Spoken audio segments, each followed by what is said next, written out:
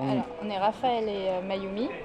On est un duo de dessinateurs français. Et on fait de la petite édition, on fait des livres à la main, en sérigraphie ou autres techniques d'impression. On fait de la petite édition, mais aussi de la grosse édition.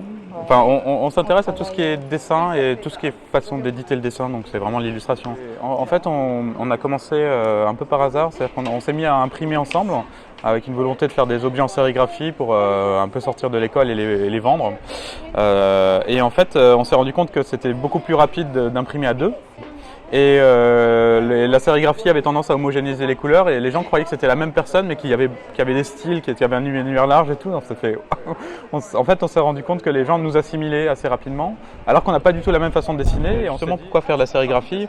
Et en fait, il y a un côté, quand on utilise des encres, on met dans le papier, on matérialise le dessin. Le papier fait partie du dessin. Le dessin n'est pas une chose abstraite qui peut s'extraire. Ça rentre l'encre dans le papier et ça donne une épaisseur, c'est-à-dire c'est même tactile, il y a des rapports de surface, on utilise des encres plus brillantes que d'autres, etc.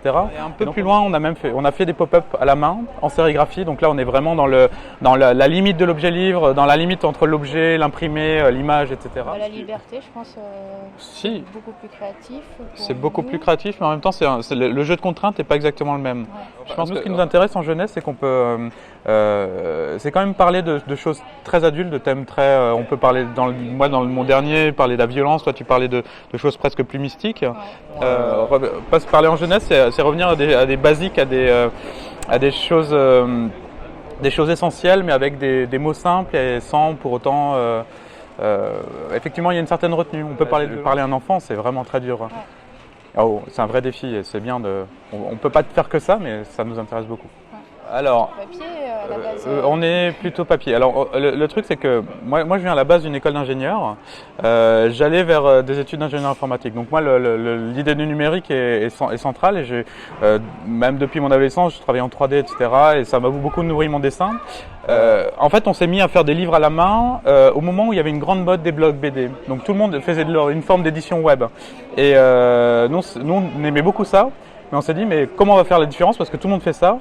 Et c'est à ce moment-là que l'idée de faire des choses en papier, de faire des choses tactiles, a fait complètement sens. C'est pas du tout en réaction, en combat, mais plus en complémentaire.